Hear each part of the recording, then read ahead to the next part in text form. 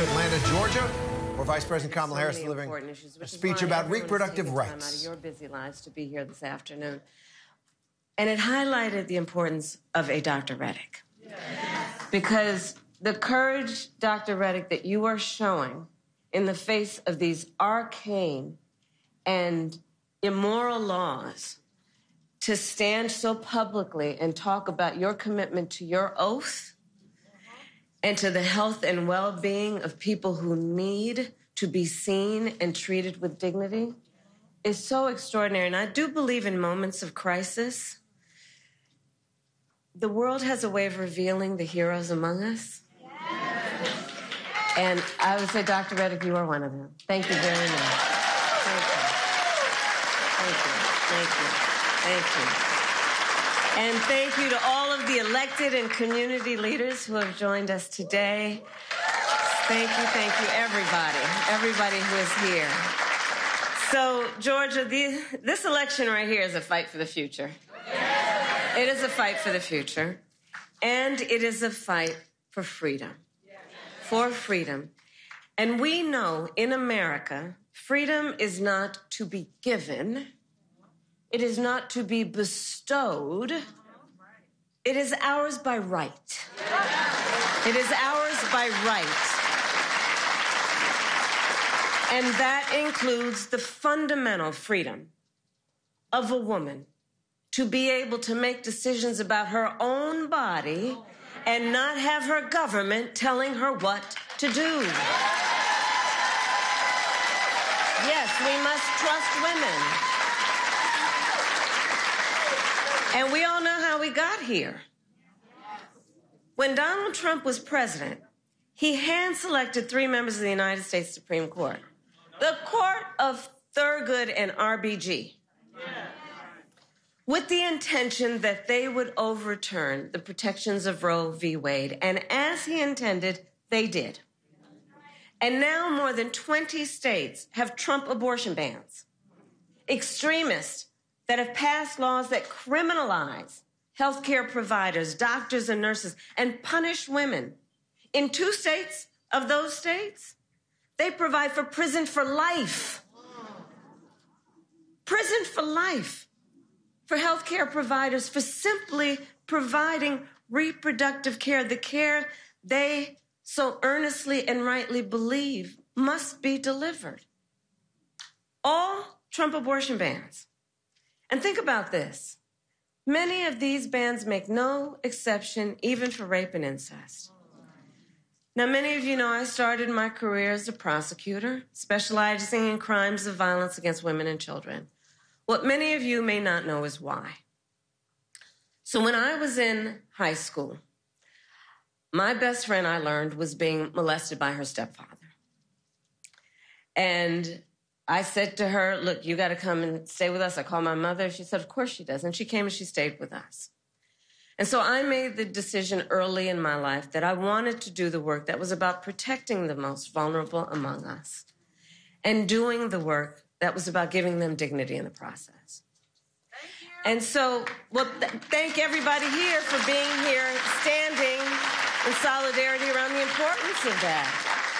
And so I say to you then, from that experience and from the work that I've done, the idea that someone who survives a crime of violence to their body, a violation of their body, would not have the right to make a decision about what happens to their body next?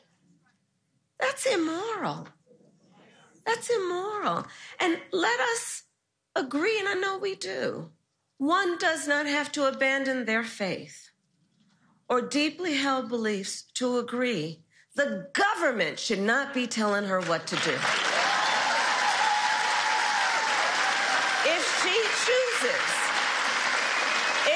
chooses, she will talk with her pastor, her priest, her rabbi, her imam. But it should not be the government or Donald Trump telling her what to do with her body.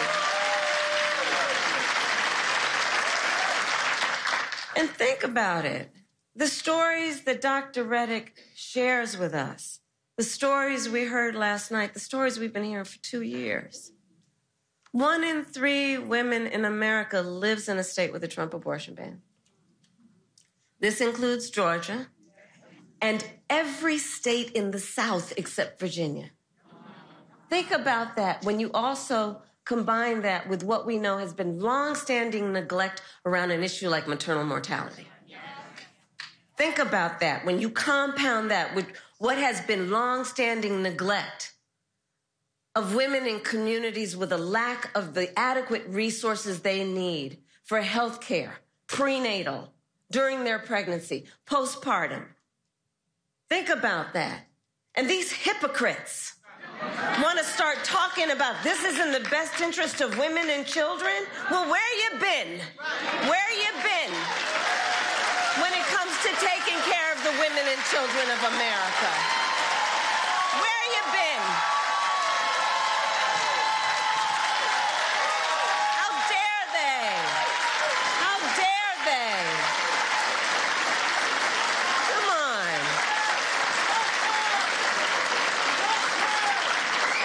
And we understand the impact of these bans and the horrific reality that women and families, their husbands, their partners, their parents, their children are facing as a consequence every single day. Since Roe was overturned, I have met women who were refused care during a miscarriage, wanted to have a child, suffering a miscarriage. I met a woman, I've actually met several, who were turned away from the emergency room. One at early stages after the Dobbs decision came down told me with tears, she was with her husband, about how only when she developed sepsis did she receive emergency care. Only when she developed sepsis did she receive emergency care.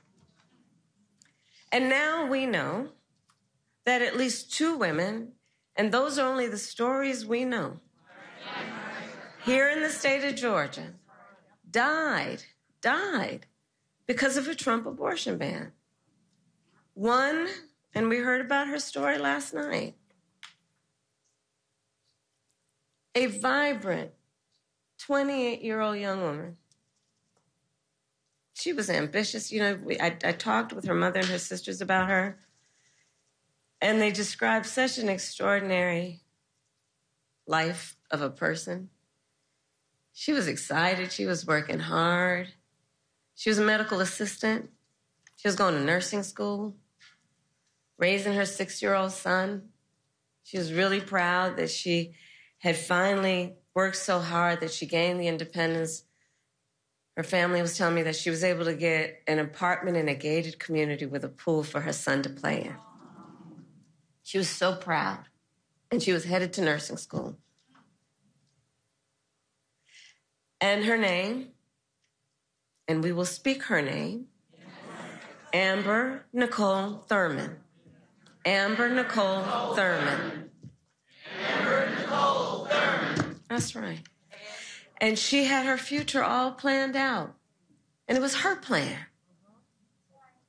You know, let's understand, just take pause on that for a moment. She had her plan, what she wanted to do for her son, for herself, for their future. And so when she discovered that she was pregnant, she decided she wanted to have an abortion. But because of the Trump abortion ban here in Georgia, she was forced to travel out of state to receive the health care that she needed. But when she returned to Georgia, she needed additional care. So she went to a hospital. But you see, under the Trump abortion ban, her doctors could have faced up to a decade in prison for providing Amber the care she needed. Understand what a law like this means. Doctors have to wait until the patient is at death's door before they take action. You know, on the other side of my, you know, the other folks, Trump and his running mate, and they'll talk about, oh, yeah, but I do believe in the exception to save the mother's life. Okay, all right, let's break that down, shall we? Let's break that down. Let's break that down. So we're saying that we're going to create public policy that says that a doctor, a healthcare provider, will only kick in to give the care that somebody needs if they're about to die?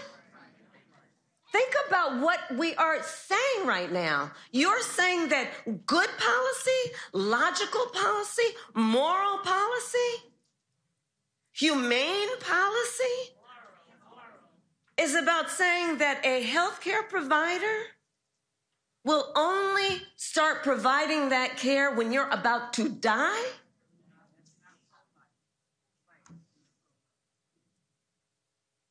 And so Amber waited 20 hours. 20 hours. Excruciating hours. Until finally she was in enough physical distress that her doctors thought they would be okay to treat her. But it was too late. She died of sepsis. And her last words to her mother, which her mother, as you know, tears up and cries every time she speaks it. Last words to her mother, promise me you'll take care of my son.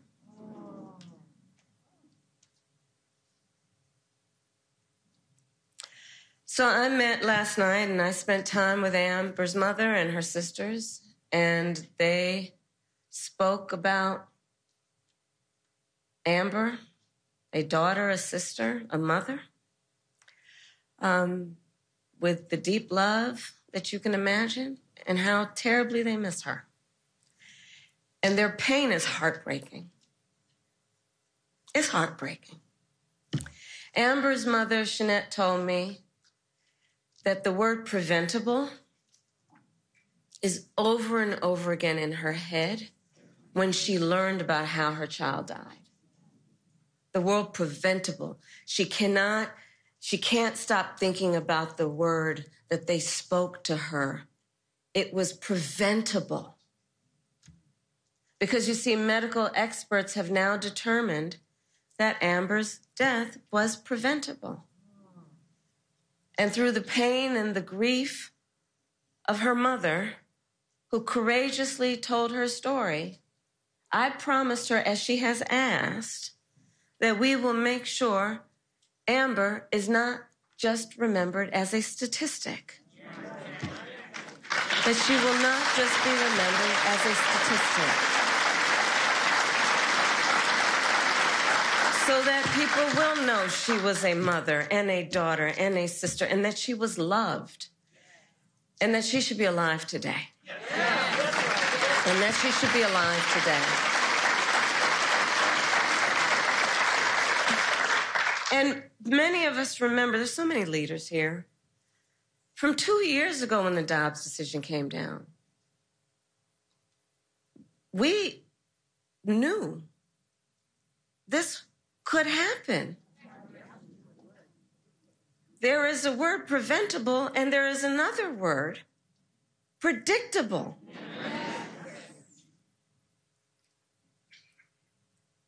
And the reality is, for every story we hear of the suffering under Trump abortion bans, there are so many other stories we're not hearing, but where suffering is happening every day in our country. An untold number of people suffering. Women who are also being made to feel as though they did something wrong. The judgment factor here is outrageous. Being made as though to feel as though they are criminals, as though they are alone. So to those women, to those families, I say on behalf of what I believe we all say, we see you and you are not alone, and we are all here standing with you. Standing with you. You are not alone. You are not alone.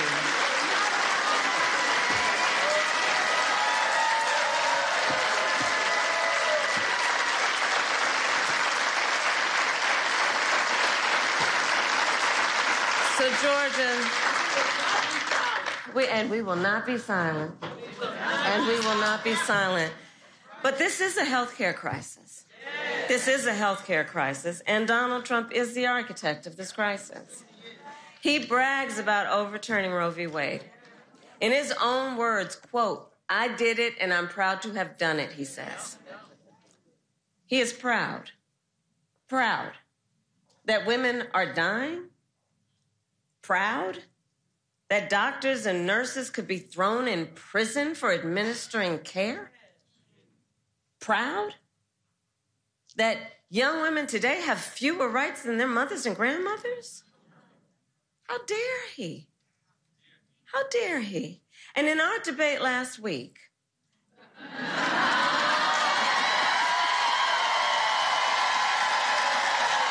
that was fun.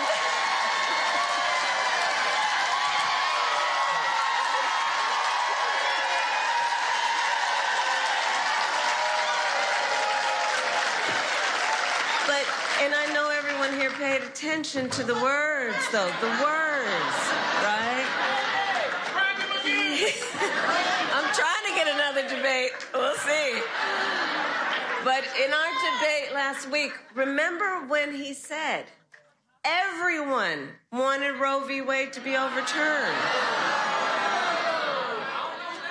Well, exactly. I don't know who everyone is either. Because women have been arrested and charged for miscarriages. They didn't want that.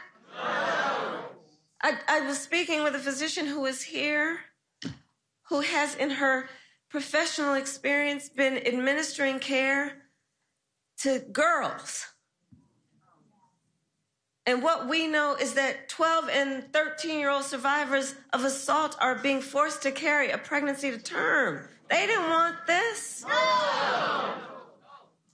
And couples just trying to grow their family being cut off in the middle of IVF treatments, they didn't want this. No. And on that last point, you probably saw, this week for the second time, Republicans in the United States Senate blocked a bill that would protect access to IVF treatment.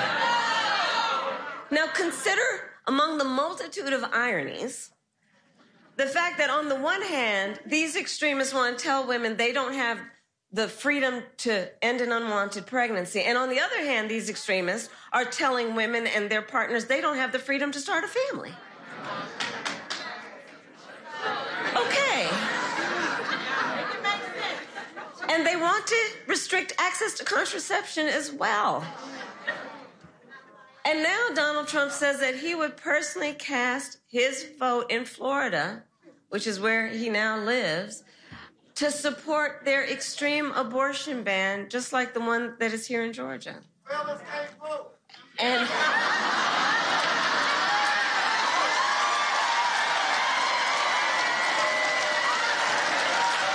well, that's a whole different policy discussion that we'll have for another day.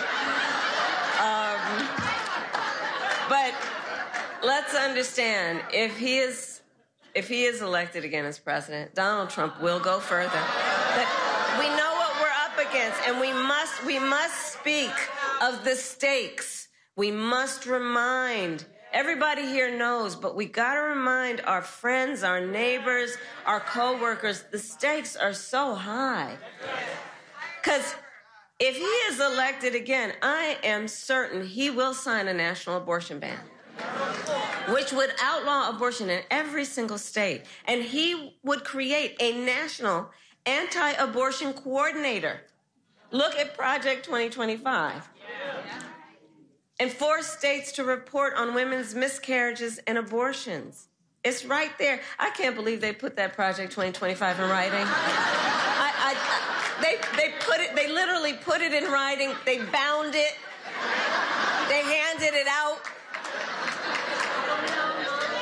I mean, they are simply out of their minds.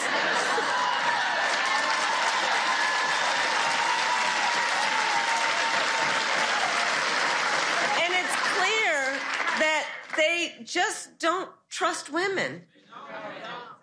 Well, we trust women. We trust women. And like Dr. Reddick said, when Congress passes a bill to restore reproductive freedoms, as President of the United States, I will so proudly sign it into law. I will so proudly sign it into law. Proudly sign it into law. So, 46 days to go. And let us remember that momentum on this and so many issues, momentum is on our side. Let's remember, since Roe was overturned, every time reproductive freedom has been on the ballot, from Kansas to California to Kentucky, in Michigan, Montana, Vermont, and Ohio, the people of America have voted for freedom. Of America have voted for freedom. And not just by a little, but by overwhelming margins, from so-called red states to so-called blue states, providing and making clear also, this is not a partisan issue. This is not a partisan issue. And it is proving that the voice of the people has been heard and will be heard again. And will be heard again. So, 46 days to go in probably the most consequential election of our lifetimes. And with that, then, today I ask Georgia, are you ready to make your voices heard?